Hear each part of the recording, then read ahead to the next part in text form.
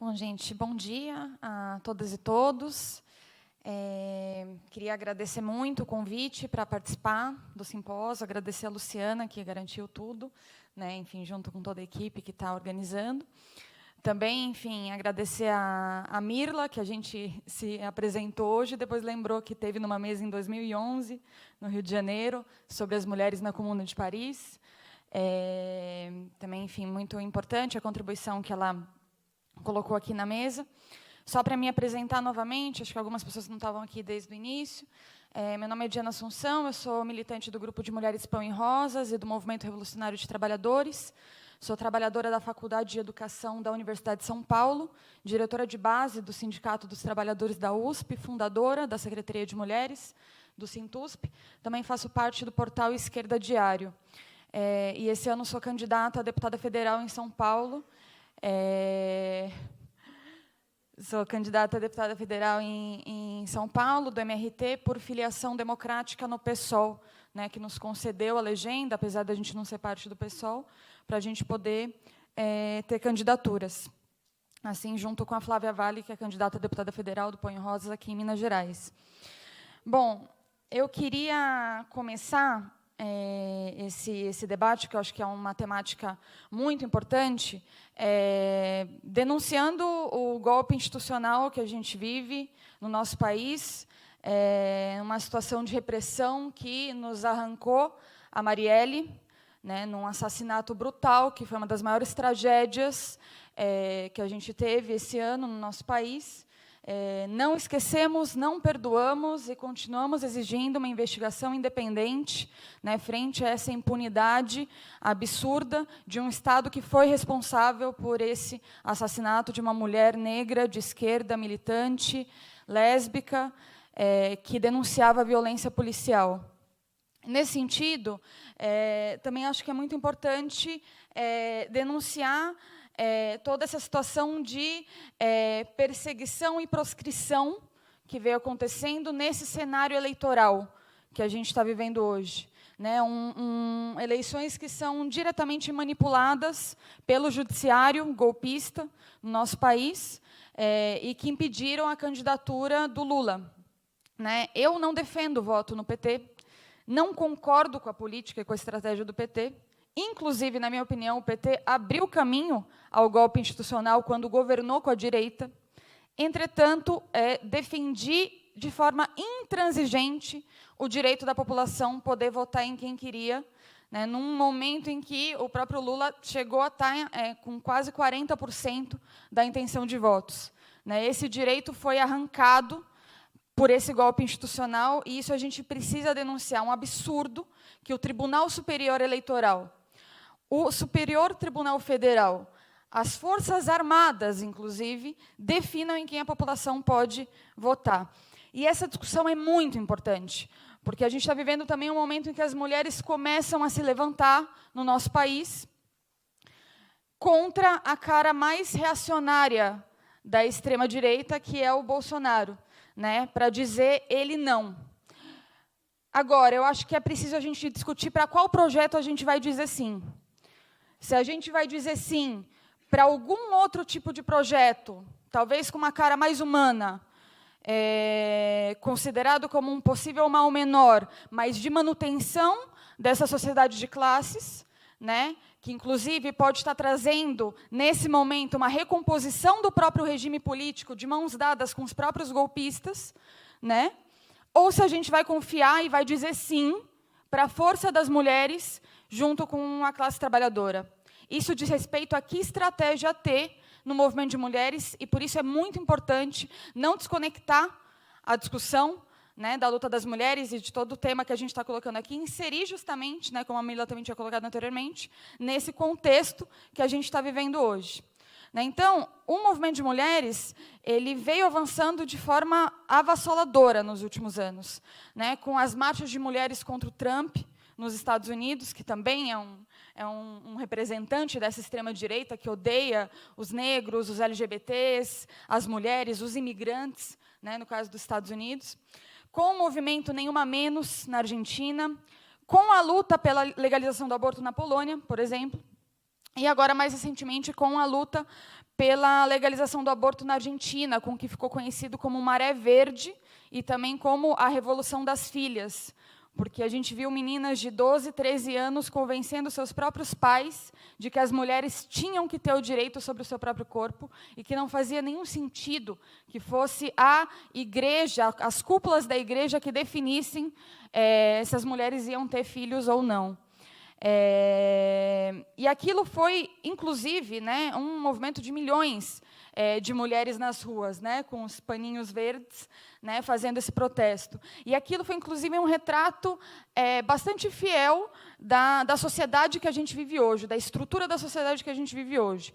Milhões de mulheres nas ruas lutando, e quem definiu se o aborto ia ser legal ou não foi um Senado, composto, inclusive, por poucos senadores, maioria de homens, inclusive, que definiram frente a milhões de mulheres. E o problema não era somente que era uma maioria de homens.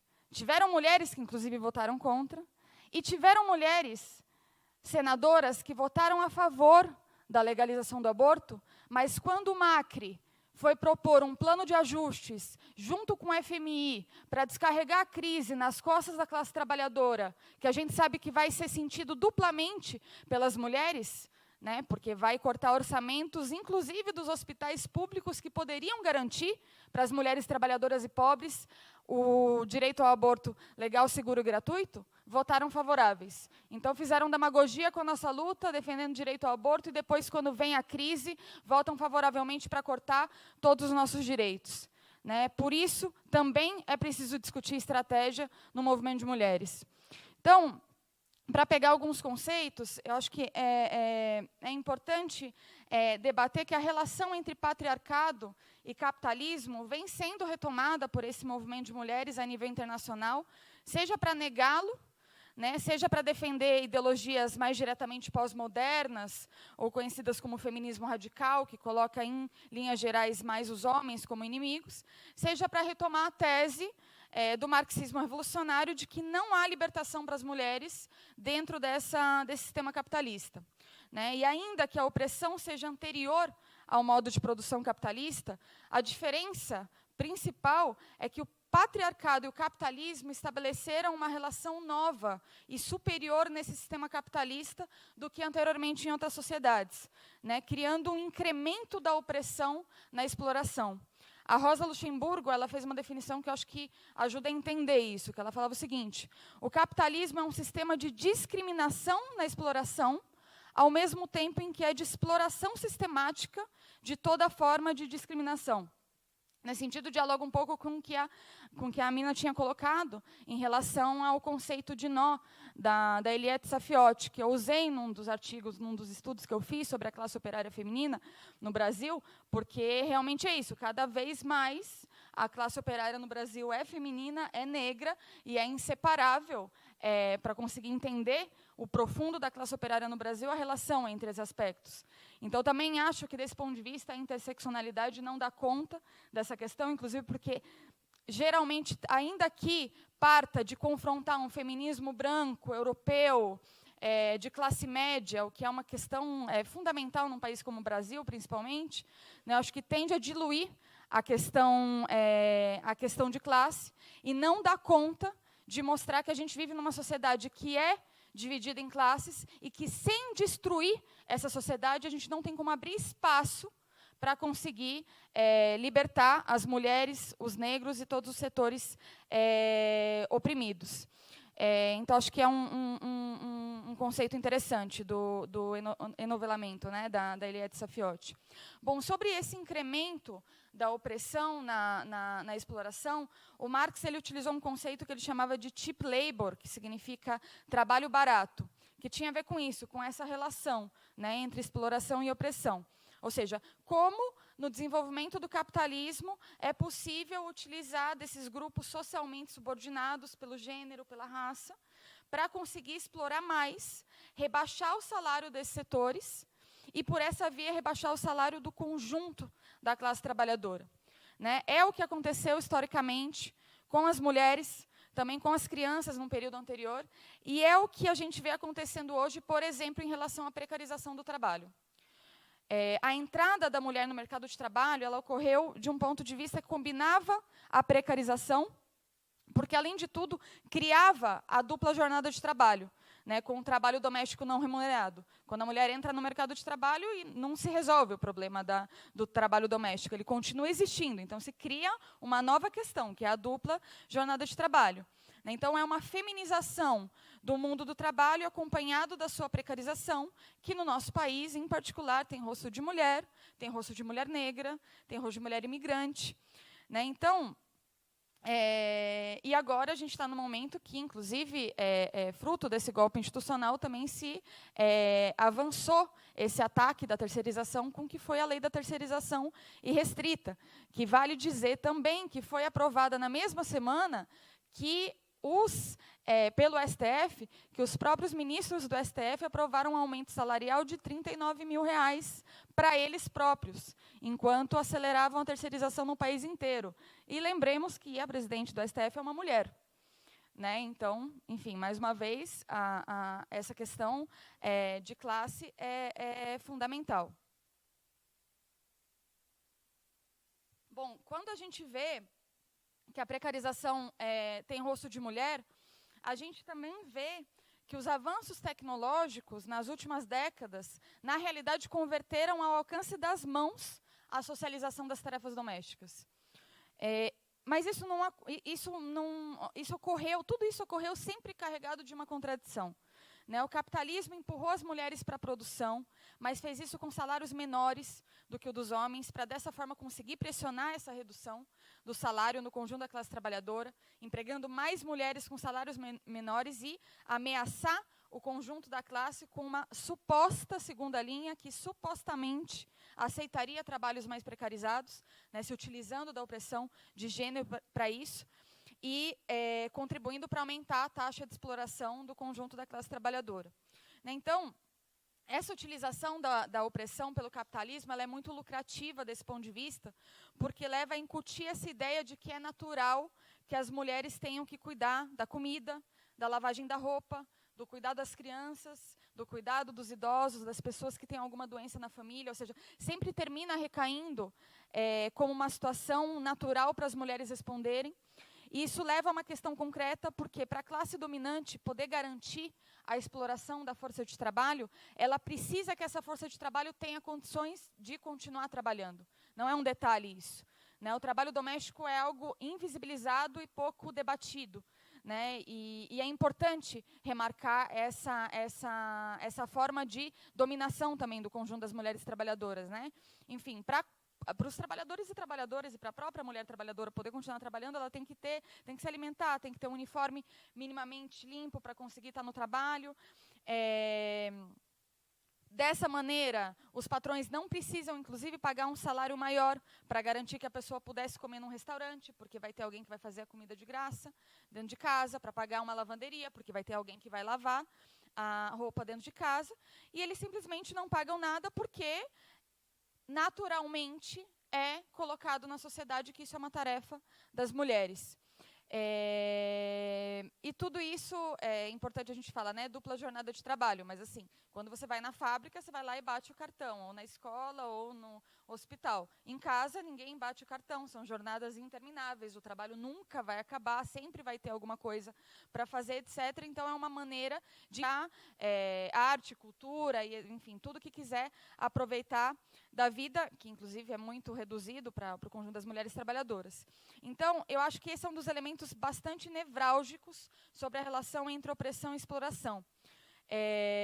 Beneficia o Estado com trabalho não remunerado, os capitalistas não têm que aumentar os salários e o Estado também não tem que garantir de forma pública esses serviços, que seriam lavanderias, restaurantes, creches, ou seja, todo o serviço que deveria ser público, porque é socialmente necessário e não deveria ser tratado como algo no âmbito privado. Então, a gente está diante de um movimento feminista que avança como nunca no mundo inteiro, de avanços tecnológicos que poderiam facilitar muito a vida das pessoas, mas também de uma situação onde o feminicídio, a precarização, esse trabalho doméstico, né, que atinge milhões de mulheres, a pobreza, tudo isso continua avançando e atingindo principalmente as mulheres, e principalmente no Brasil, as mulheres negras.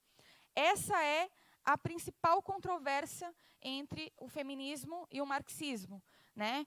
Porque direitos a gente pode conquistar, a gente pode conseguir conquistar mais direitos, mas isso muda a condição de opressão estrutural que a gente vive na sociedade capitalista?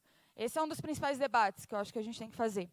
Então, por isso, para entrar um pouco nesse debate, eu queria dialogar com algumas correntes teóricas do feminismo, para a gente avançar um pouco na reflexão de estratégias. Bom, a Nancy Fraser é uma feminista do feminismo dos 99%, né, principalmente nos Estados Unidos, que é um feminismo bastante de esquerda, né, anticapitalista em geral, ainda que não coloca claramente com qual estratégia se destruiria o sistema capitalista, né, isso eu creio que é um limite desse feminismo. Mas ela levantou uma tese que eu acho que é interessante para o debate, que é a seguinte, ela faz a seguinte definição: a capacidade relativa do movimento feminista para transformar a cultura contrasta de maneira aguda com a sua incapacidade para transformar as instituições. Então, ela está dizendo o seguinte, que o movimento feminista ele pode conseguir direitos, conseguir, talvez, uma autoconscientização maior em alguns setores, e conseguiu isso, né, de um ponto de vista, com muitas contribuições, historicamente, mas que, enquanto estratégia, se mostrou incapaz de transformar as instituições, ou seja, a sociedade pela raiz, né?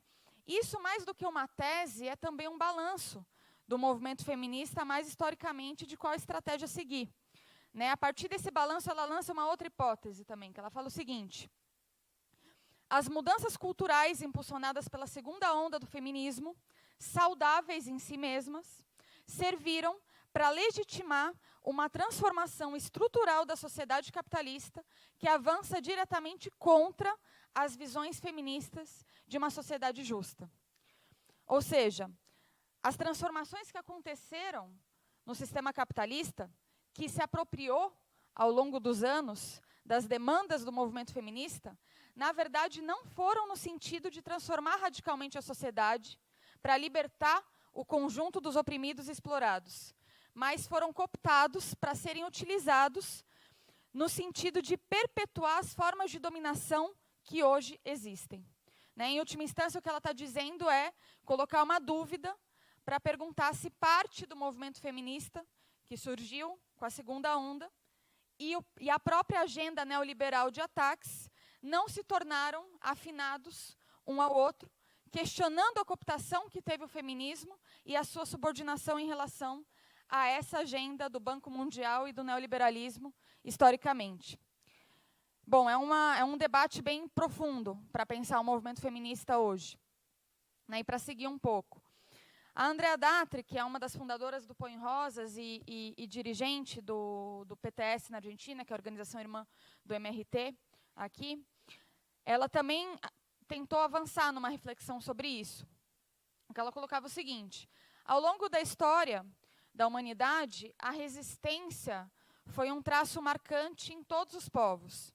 Né? E ela dizia, bom, o filósofo Daniel Ben Said colocava que a resistência é um ato de insubordinação, mas também de conservação. As duas coisas ao mesmo tempo. Resistir é se insubordinar, mas também pode ser conservar, pode ser conservador de um ponto de vista. Ou seja, pode ser uma ação para conservar e manter o que a gente já tem, sem grandes novas aspirações, né? Sem buscar uma estratégia para mudar a sociedade conjunta, ou seja, resistir aos ataques que estão cada vez mais querendo tirar, e a nossa estratégia se reduzir a isso. Resistir, resistir, resistir, e não lutar por uma nova sociedade. Então, desse ato de resistência, que não somente é louvável em si mesmo, como completamente necessário, né, a gente está vendo isso com todos os ataques que estão tendo, sem a gente resistir é impossível a gente conseguir transformar o que está colocado, a gente vê que começa a se abrir mão de uma estratégia para vencer, e começa a se aceitar a vida em uma sociedade que é baseada na desigualdade. Então, em última instância, se trata também de um certo ceticismo com a humanidade e com a possibilidade de uma transformação radical do que é esse sistema capitalista, né? E existem várias ideologias do movimento feminista que consideram que não é necessário uma revolução socialista para abrir espaço, né, para as mulheres poderem se libertar. E eu acho que isso termina sendo uma justificativa para uma derrota antecipada do próprio movimento feminista, porque é impossível ser livre numa sociedade que tem exploração. Como que uma mulher vai ser livre numa sociedade que é baseada na exploração? Então, eu vou tentar entrar um pouco mais nisso, né? Inclusive porque, para tratar disso, a gente tem que se remeter a todo o processo de contraofensiva imperialista, do neoliberalismo como resposta ao que foi o extenso processo de radicalização que deu lugar a processos de massas, revoltas, processos revolucionários, onde também se originou a segunda onda do movimento feminista. Essa contraofensiva significa uma grande derrota das massas, principalmente com uma enorme fragmentação da classe operária entre homens e mulheres, negros e brancos, né, e uma derrota moral do ponto de vista de que a ideia da revolução saía do horizonte das massas exploradas, né, a nível mundial. O modelo do livre mercado e o pensamento único foram centrais nesse período que a gente chamava de restauração burguesa, né, restauração das ideias burguesas e de que a democracia burguesa era o que poderia garantir, inclusive, os direitos das mulheres e dos setores oprimidos, né? Então, esses elementos buscavam, na realidade, conter e canalizar todo o ascenso de massas anterior que havia tido nas décadas anteriores, né, as revoltas que tinham tido. Só que, na verdade, esses regimes democráticos capitalistas vão se mostrar logo em seguida como verdadeiras democracias degradadas, né? Enfim, tudo isso tinha como objetivo, na realidade, tentar fazer parecer que o comunismo, na realidade, era o stalinismo, a burocratização que sofreu a revolução na Rússia, foi transformada em símbolo do que seria uma sociedade comunista, né? Então, essa foi uma operação ideológica muito grande, né, que não mostrou, na realidade, a luta antiburocrática que teve no seio da própria Revolução Russa, inclusive na questão das mulheres, foi muito profundamente fundamental essa batalha contra o stalinismo, para tirar das massas a ideia de revolução, né, que revolução seria uma coisa totalitária, seria uma coisa stalinista. Nesse momento, o fim da história, o fim da classe operária nessas ideias, a exaltação do indivíduo, a sua realização no consumismo, foram bases muito importantes para esse novo pacto social, né? Enquanto alguns setores da classe trabalhadora e das massas conseguiam ter alguns direitos a mais desse processo, a grande maioria da população pobre era lançada à miséria, ao desemprego, à marginalidade, a serem obrigadas a morar nas favelas. E é um momento onde a cultura de massas é bastante permeada por esse individualismo. E para fazer tudo isso, foi necessário, né, para fazer todo esse ataque brutal do neoliberalismo, foi necessário, sempre rebaixando, né, as nossas demandas, incorporar na agenda política desses governos neoliberais, né, do Estado capitalista, muitas das demandas dos movimentos sociais, incluindo o movimento feminista. Então, assim, um pouco da conclusão dessa ideia é que a radicalidade do movimento feminista da segunda onda terminou sendo engolida pelo sistema. Ou seja, um movimento, grande parte, né, um movimento feminista que surgiu trazendo uma série de elementos que foram grandes aportes para a luta das mulheres e que tinha uma radicalidade enorme, foi da insubordinação à institucionalização. Ou seja, várias demandas passaram a ser parte da agenda neoliberal. E o sistema capitalista precisava fazer isso, porque precisava esvaziar de conteúdo, dando algumas concessões para manter a sociedade de classe. Como se alguns direitos a mais e algumas mulheres no poder pudessem garantir uma mudança efetiva na vida da grande maioria das mulheres, que até hoje compõem 70% da população pobre e miserável do mundo inteiro. Então, assim, eu acho que o que fica desse debate é como pensar né, como a conquista e a ampliação dos nossos direitos dentro dessa sociedade capitalista pode não se transformar em integração a esse sistema, né? Ou seja, como pode a luta por nossos direitos ser ponto de apoio para uma luta revolucionária contra esse sistema de exploração, para verdadeiramente conseguir emancipar o conjunto das massas femininas e o conjunto da classe trabalhadora e da humanidade? Bom, esse elemento é importante porque essa cooptação e essa incorporação na agenda dos governos é muito concreta e é muito visível. Vai se expressar nos debates que colocam a necessidade de ter mais chefes mulheres nas empresas, com todo o debate sobre o chamado teto de cristal, né, que nas empresas os homens sempre vão conseguindo chegar aos postos mais altos e as mulheres têm um teto de cristal invisível que impede de chegar nesses postos mais altos. Do ponto de vista substancial da igualdade, em última instância, né, a gente sempre defende a igualdade em todos os âmbitos para as mulheres, né, que elas tenham simplesmente as mesmas condições que o conjunto dos homens. Mas essa reivindicação, inclusive, de mulheres chefes, mulheres nas empresas, etc., a gente não pode tratar elas por fora de uma definição de classe, né, porque as mulheres empresárias, elas querem igualdade, não para ter igualdade com o conjunto das mulheres, mas elas querem igualdade para explorar mais, inclusive mulheres trabalhadoras. Ou seja, não é um conteúdo imune do conceito de classe. E muitas dessas ideologias radicais, elas foram cooptadas pelo Estado democrático de direitos, né, entre aspas, buscando justamente uma ampliação do Estado a serviço de fortalecer esse sistema capitalista. Então, a gente está vendo a luta por representatividade ser transformada em instrumento de dominação e estamos vendo a luta por igualdade ser transformada em igualdade para melhor explorar. Por exemplo, hoje no mundo inteiro tem 8 pessoas bilionárias. São 8 homens. Se a gente for pensar do ponto de vista formal, a reivindicação do feminismo poderia ser, bom, então que sejam 4 mulheres bilionárias, e aí tem igualdade. E na realidade, enfim, o que eu tinha colocado anteriormente, bom, mas então o que me importa se são 4 mulheres bilionárias, se 70% da população pobre são mulheres? Então, essa cooptação é importante debater, porque muitas vezes a gente vê que querem transformar a luta das mulheres em uma certa resignação, né, e não como mulheres que podem ser, junto à sua própria classe, um sujeito da transformação da sociedade. Né, a gente liga a TV e vê o Itaú dizer lute como uma menina. Não é mais só nas nossas manifestações. A gente vê o Itaú falando isso. Né, o Itaú, que é parte do capital financeiro, que é parte de quem está impulsionando a implementar os planos de ataques do governo Temer, falando para a gente que a gente tem que lutar como uma menina. Né? Obviamente, isso, machistas, racistas, etc. Então, o fato de terem que tratar da questão de gênero é expressão da força da nossa luta. Mas com qual objetivo?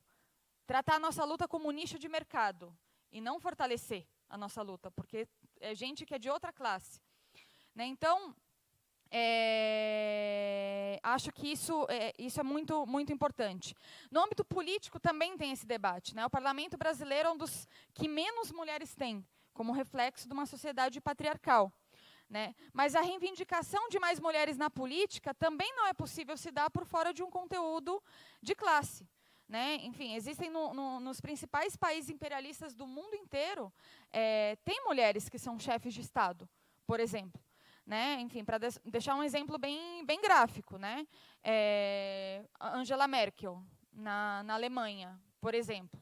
Né? Para dar um exemplo bem concreto. Né? Uma mulher chefiando a Alemanha, um país imperialista que oprime vários outros países, né? E teve um caso que é bem emblemático, não sei se vocês lembram, mas teve um programa de televisão que a Angela Merkel foi e tinha umas meninas palestinas lá, e a menina palestina falou, eu queria ficar aqui na Alemanha. E aí a Angela Merkel, em rede nacional, respondeu, não tem espaço para você na Alemanha, volte para o seu país, ou seja, morra, né, diretamente. E a menina começou a chorar na televisão. Bom, alguém vai propor sororidade entre essa menina palestina e a Angela Merkel? Existe possibilidade? Existe alguma relação que une essas duas mulheres, além do fato de que são mulheres, mas que, inclusive, isso em si mesmo não une, porque são vidas que não têm absolutamente nada a ver? Né? Que feminismo responderia aos anseios dessa menina palestina, diferentemente dos anseios da Angela Merkel, que é justamente continuar dominando e exterminando o conjunto dos imigrantes, potencializando o que é o imperialismo na Alemanha. Bom, é inconciliável os interesses, né? E esse é o paradoxo central de que não é possível considerar um movimento feminista policlassista, porque quando chegam os problemas de classe, os interesses se confrontam, porque são inconciliáveis. Né? Nos Estados Unidos, também se mostrou um paradoxo grande, né? Porque a Hillary, ela pediu para votarem nela por ser mulher. Né? Depois o Trump ganhou.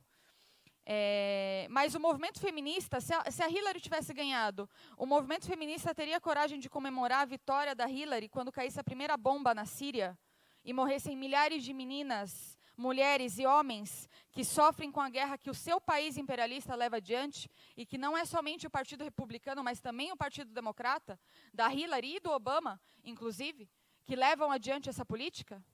Bom, é inconciliável. Não existe um feminismo que responda à vida dessas meninas que sofrem tanto e que, ao mesmo tempo, responda à vida dessas mulheres que estão no poder, que estão na política para representar os interesses de uma classe que quer explorar e melhorar a forma como utiliza a opressão de gênero, de raça, de orientação sexual, para conseguir explorar melhor.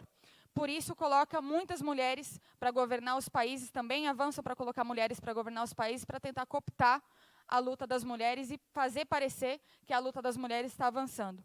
Por isso também as empresas capitalistas utilizam das bandeiras que a gente levanta no 8 de março e nas nossas manifestações para parecer que são empresas feministas. Né? E por isso que também, né, se a gente for pensar as marchas de mulheres contra o Trump nos Estados Unidos, é importante pensar as lições desse processo para pensar a nossa luta aqui no Brasil contra o Bolsonaro também. Né? Porque naquele momento o que aconteceu foi que o Partido Democrata tentou fazer com que essas marchas não fossem radicais, impedir e conter a luta das mulheres, e impedir e conter a ligação da luta das mulheres, a explosiva e poderosa ligação da luta das mulheres com o movimento operário, né, buscando domesticar essa luta para que não saísse do controle das burocracias. Bom, se a gente for pensar do ponto de vista das mulheres no poder, também na América Latina, a gente teve casos diferentes do caso do imperialismo, né? Aqui a gente teve casos de mulheres que representavam os governos pós-neoliberais. Né? No caso, na Argentina, não significaram nenhum tipo de ruptura com o capitalismo. Né? No caso do Brasil, o PT, como eu tinha colocado anteriormente, sofreu um golpe institucional, né, com o qual eu e todos meus companheiros e companheiras lutamos muito fortemente contra essa direita reacionária, mas sempre colocamos justamente o papel que o PT cumpriu nesse processo todo, inclusive iniciando o plano de ajustes no próprio governo Dilma. Né? Além disso, acho que é importante colocar, a gente que luta pela legalização do aborto, bom, nos 13 anos do governo do PT não teve legalização do aborto. Inclusive, teve uma carta ao povo de Deus, né, assinado pelo governo Dilma, dizendo para a bancada evangélica ficar tranquila que não ia ter legalização do aborto. Ou seja, rifaram os nossos direitos em nome da chamada governabilidade, ao mesmo tempo que abriam espaço no próprio governo para Marco Feliciano, para todos esses setores, que Eduardo Cunha, Michel Temer, que foram os atores desse golpe institucional que tirou a própria Dilma do governo e que ataca brutalmente as nossas vidas. E assim, agora, nesse momento, a gente está no meio das eleições, né? Enfim, a Marina Silva, financiada pelo Itaú, ontem declarou que no governo dela não vai passar direito ao aborto. Já está garantido. Não foi nem eleita, e está longe de ser, inclusive, pelas pesquisas, mas já deixou claro que legalização do aborto não vai ter no governo dela. Além de tudo, apoiou o golpe institucional, uma golpista, a Marina Silva. Cátia Abreu, né, a vice do Ciro Gomes, conhecida como a Motosserra de Ouro, grande amiga do agronegócio. O que isso tem a ver com a nossa luta? Não tem nada a ver com a luta das mulheres. Depois, a Ana Amélia, melhor amiga dos latifundiários mais reacionários do Rio Grande do Sul, que andam com chicote para rememorar a escravidão no nosso país. Então, assim, essas mulheres não têm nada a ver com a luta que a gente levanta. Né? E eu acho que é importante essa discussão, como eu tinha colocado no começo, eu queria fazer um pequeno parênteses aqui, porque muitas vezes a gente corre o perigo também de debater a luta das mulheres e não debater ligado à política que está colocado agora. Tem um debate de estratégias no movimento de mulheres. Bom, eu e minhas companheiras do Põe Rosas, como a gente lutou muito fortemente contra o golpe institucional, contra cada um dos ataques do governo golpista do Temer, contra a prisão do Lula, contra, que a gente considera que é arbitrária, contra a Lava Jato, contra a proscrição que o Lula teve, porque a gente defendeu o direito de cada pessoa votar no Lula, mesmo que eu não concordasse que votassem no Lula. Como eu fui parte dessa luta de muitas pessoas contra o golpe institucional, acho também que tenho autoridade, junto com minhas companheiras do Põe Rosas, para poder criticar o caminho que o PT está tendo nesse momento. Um caminho entreguista de começar a voltar a dar as mãos aos golpistas e reconstruir um pacto nacional que não vai significar uma melhoria na vida das mulheres. A gente viu que o Haddad teve uma subida meteórica, né, na última semana, né, ou seja, a transferência de votos do Lula para ele vem sendo exitosa, desse ponto de vista, da estratégia que o PT tinha se colocado. E, em uma semana, o Haddad ele já fez um aceno ao mercado financeiro, né, falando de responsabilidade fiscal, que, enfim, responsabilidade fiscal é igual a ajustes. É corte de orçamento contra a população pobre, a classe trabalhadora. Falou de reforma da Previdência, talvez não a reforma da Previdência que o Temer queria, talvez uma um pouco mais light, mas, enfim, é uma reforma da Previdência para tirar direitos. Falou que vai colocar um ministro da Economia moderado. Bom, lembremos, né, dos ministros que tinha no governo Lula, inclusive, um deles era o Henrique Meirelles. Tá certo? Isso são fatos, mais do que opiniões. E já declarou que, sim, vai fazer aliança com forças que não se sabe quem é. Bom, o PSDB, golpista, que apoiou o golpe institucional, que, inclusive, né, não acho nem necessariamente que o Alckmin está com medo do Bolsonaro, ele está com medo de não ter um pedacinho ali no novo regime político, vendo que está naufragando, né, nas pesquisas eleitorais, e por isso o Tasso Gereissati, que é o presidente do PSDB, declarou que foi um erro o golpe institucional. Passou 2 anos, agora falaram que foi um erro o golpe institucional. Então, estão querendo, na realidade, acenar para o PT, falando, bom, se vocês ganharem, nós queremos um pedacinho aí para poder continuar, né, gerindo os negócios capitalistas nesse parlamento, que só serve para isso, nessa sociedade que a gente vive. Bom, qual que é a crítica fundamental? Que está se desenhando um pacto nacional de governabilidade com golpistas, que significa reeditar, inclusive, os ataques que a Dilma fez contra a gente no segundo mandato dela. Ataques que foram poucos para o que queriam os capitalistas. Foi muito pouco para o que queriam os capitalistas, mas ela começou a fazer ataques. Ela falou que não ia fazer, mas ela fez. Ela atacou o seguro-desemprego, por exemplo. Se o PT fez ataques, como a Dilma fez em 2016, por que não fariam novos ataques num momento de mais crise econômica? Por que a gente vai acreditar nisso? Bom, não significa achar que é tudo igual, né? Bom, Bolsonaro e todos são iguais, né? Inclusive porque nós não temos uma visão, inclusive tem gente de esquerda que defende isso, né? O PSTU, por exemplo, defendeu o golpe institucional, defende a prisão do Lula e etc. E por isso é tudo igual, é fora todos, etc. Nós não tenho essa visão. Parto de ter lutado, parto de quem quer lutar contra esse golpe institucional, e não que saia daí um acordo e um pacto que, na realidade, de mal menor em mal menor, pode nos trazer para esse buraco de novo. Porque como é que a gente chegou até aqui? Como que se explica que se chegou até aqui dessa maneira? Então, assim, o que eu acho que a gente tem que ter claro? Não vai ter emancipação das mulheres, da classe trabalhadora, das mãos dos golpistas, nem do mercado financeiro, nem com aceno para o mercado financeiro, né? E, nesse sentido, no momento que a gente está vivendo aqui hoje, eu acho que a única, com todas as instituições desse regime carcomido e degradado, né, que está buscando, inclusive, reescrever mais à direita o que foi a Constituição de 88, já tutelada pelos militares, como parte da transição pactuada que teve no nosso país, né, vendo o que é o judiciário, enfim, gente que ganha mais de 100 mil reais por mês, não foi eleito por ninguém, acham que já são os donos do país, enfim, tudo isso, vendo todas as instituições, eu considero que a única forma da gente lutar verdadeiramente contra esse golpe institucional seria a gente lutando por uma Assembleia Constituinte livre e soberana.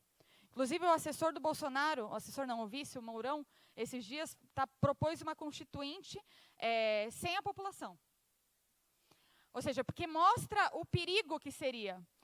Porque eu, na realidade, enfim, ficou um pouco claro aqui, depois vou complementar, eu defendo um processo revolucionário, né, um governo de trabalhadores de ruptura com o capitalismo. Mas pensemos na democracia tal como ela é hoje. Qual seria a possibilidade mais democrática de levar até o final, nessa democracia, a possibilidade das pessoas decidirem os rumos do país?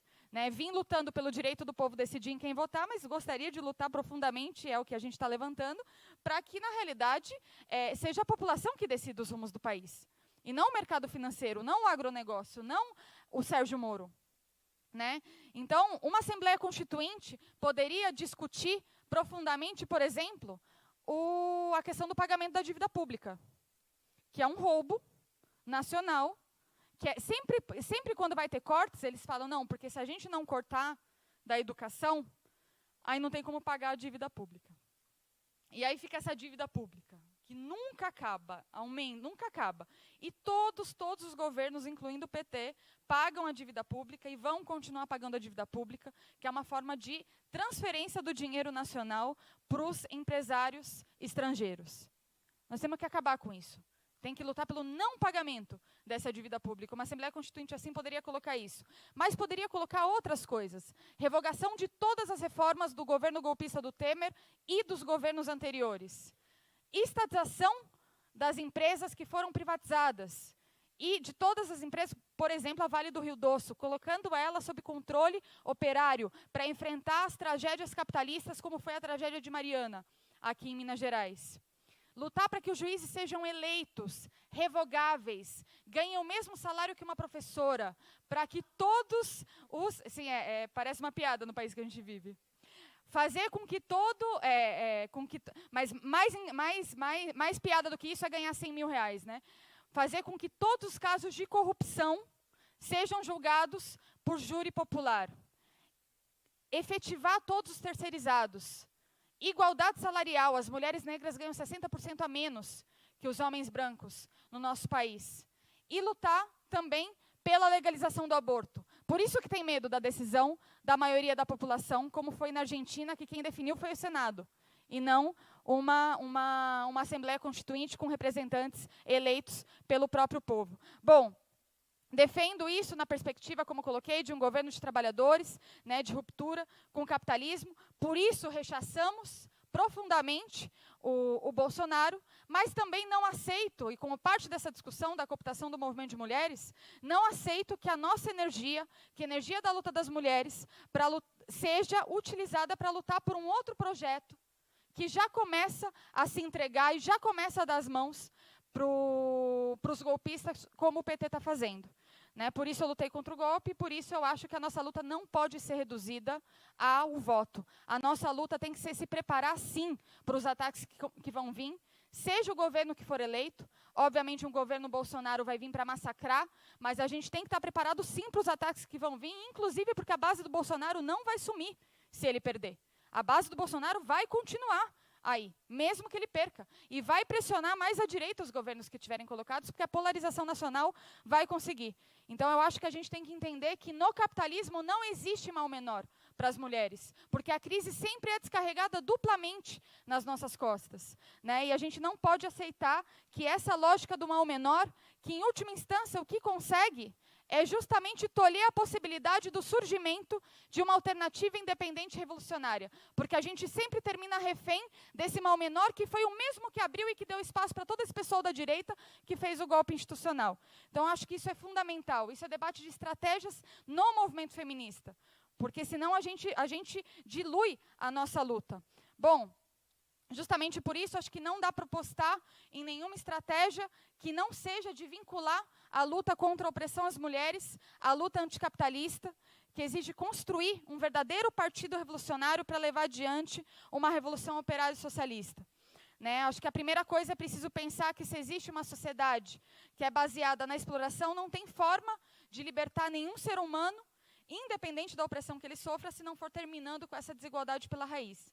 Para terminar com essa desigualdade pela raiz, é preciso ter uma revolução operária e socialista, porque é a classe trabalhadora que pode expropriar os meios de produção e ser a classe revolucionária da nossa época. Só que a classe operária ela precisa levar adiante a demanda do conjunto dos setores oprimidos, mostrar que ela pode levar adiante como dirigente de uma revolução e, ao lado desses setores, a luta em defesa das mulheres, a luta em defesa dos negros, a luta em defesa dos LGBTs, que inclusive já começam a ser maioria da classe trabalhadora. Isso significa, inclusive, uma luta dentro do movimento operário, né, como a menina já tinha colocado, né, porque no movimento operário, no sindicato, em todos os lugares, tem machismo, tem preconceito, ou seja, é uma batalha, mas é uma batalha sabendo quem são os nossos inimigos. E os nossos inimigos não são os homens. Os nossos inimigos são os capitalistas e os governos que sustentam essa sociedade.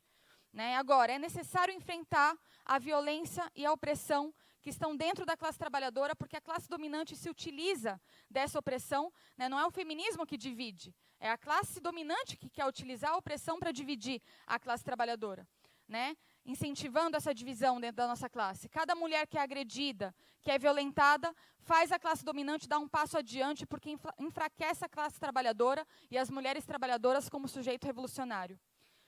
Para ir já, finalizando, que está acabando meu tempo, um dos grandes debates que ocorreram na Revolução Russa era a impossibilidade de alcançar a liberdade, a libertação e a igualdade das mulheres sem ter uma planificação da economia.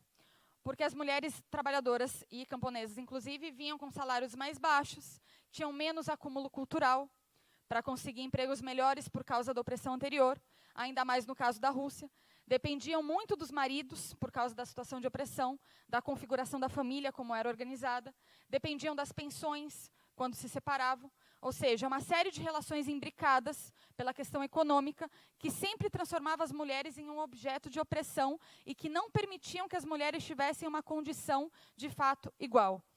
Por isso, não é possível que um sistema baseado na exploração de uma pequena classe de parasitas sobre a grande massa de trabalhadores assalariados do mundo inteiro atenda às demandas dos setores oprimidos, ainda que tentem nos fazer acreditar nisso. Por isso, inclusive, ficam cooptando e incentivando o movimento feminista, né, a se empoderar, como eu citava o Itaú, lute como uma menina, para tentar manter essa sociedade como está, e não para a gente destruir eles, é para manter essa sociedade como está, né?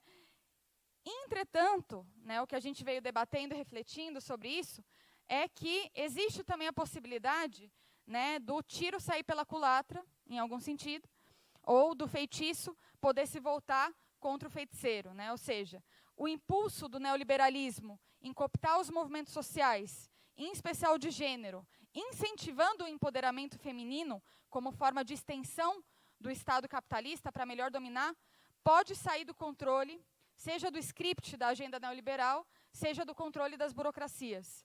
Né? O que eles querem dividir em lutas separadas pode se unificar através da luta de classes. Um fenômeno eletrizante que coloca com tanta ênfase um sentimento de poder para metade da população de todo o mundo, que durante séculos é tratada como sujeito subordinado na sociedade, pode ter consequências explosivas.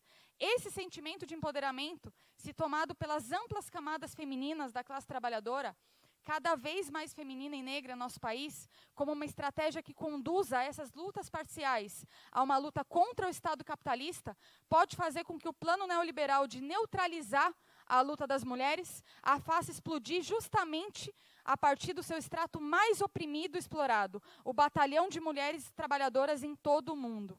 São imigrantes, mulheres negras, trabalhadoras do campo, indígenas, operárias, nos hospitais, professoras, empregadas domésticas. A classe operária no Brasil e no mundo cada vez mais tem rosto de mulher. E isso é muito diferente da situação da classe operária, por exemplo, no início do século XX, né, frente a essas revoluções, incluindo a Revolução Russa, onde era majoritariamente masculino. Inclusive do ponto de vista dos dirigentes, também isso se expressa. Isso pode nos fazer levantar a hipótese de que a revolução do século XXI seja proletária como única possibilidade, mas tenha rosto de mulher. Que o sujeito revolucionário, a classe operária, seja predominantemente feminino. Que frente a este impulso do movimento de mulheres internacional, no qual se disputam distintas estratégias, o impacto que tenha na classe operária seja de uma luta cada vez mais subversiva contra o Estado capitalista, que não se permite cair nessa ideia de igualdade formal que tanto é colocado. Por tudo isso, ainda que nas últimas décadas a força do movimento feminista tenha arrancado direitos fundamentais, a gente não pode ignorar que isso ocorreu ao mesmo tempo que aumentou a precarização do trabalho e, particularmente, no país onde as mulheres negras continuam recebendo 60% do que os homens brancos. Portanto, a gente precisa ecoar um feminismo socialista, de classe, para ecoar a voz das milhões de mulheres e meninas que compõem ainda hoje 70% da população pobre de todo o mundo, para enfrentar toda essa violência estatal e para enfrentar esse Estado poderoso. Por isso é urgente resgatar um feminismo marxista, incendiário, onde a opressão cotidiana é transformada em ódio de classe e combustível para o despertar de centenas e milhares de grandes personalidades femininas da história, sabendo que a condição de classe não é uma somatória a mais, mas sim a raiz de toda essa sociedade, colocando, portanto, sobre os ombros das mulheres trabalhadoras um grande objetivo: lutar por cada um dos nossos direitos, pelo direito ao aborto legal, seguro e gratuito, lutar pela nossa sexualidade como direito ao gozo e ao prazer feminino, que querem nos tirar, inclusive, mas entender que a cada crise nos retiram os nossos direitos. Por isso, não adianta somente lutar contra ele, reeditando a construção de um buraco sem saída, de mal menor em mal menor, e sim lutar por uma outra sociedade que não nos traga tantos ataques e tanta crise como a gente vive. Para fechar agora mesmo, eu acho que, frente a toda essa reflexão, acho que no século XXI, talvez a gente tenha a possibilidade de fazer mais concreta, inclusive para os homens que se colocam na perspectiva revolucionária, uma consigna que o Trotsky, que é um revolucionário russo, dizia que para ser um revolucionário é preciso enxergar a vida com o olhar das mulheres. E no Brasil, com o olhar das mulheres negras. E é possível fazer mais concreta essa consigna, não somente porque esse seja o nosso programa do marxismo revolucionário, cravado nas páginas da fundação da Quarta Internacional, que propunha, inclusive, abrir passagem à mulher trabalhadora, mas porque o trotskismo nos permite enxergar hoje que não se trata somente de abrir passagem, porque a luta das mulheres é imparável. Creio que, muito provavelmente, o Trotsky diria hoje: companheiros, não se trata de abrir passagem para as mulheres, elas vão assumir a vanguarda, camaradas mulheres, passem por cima e façam da revolução proletária uma revolução com rosto de mulher, o que no Brasil significa uma revolução com rosto de mulher negra. Obrigada.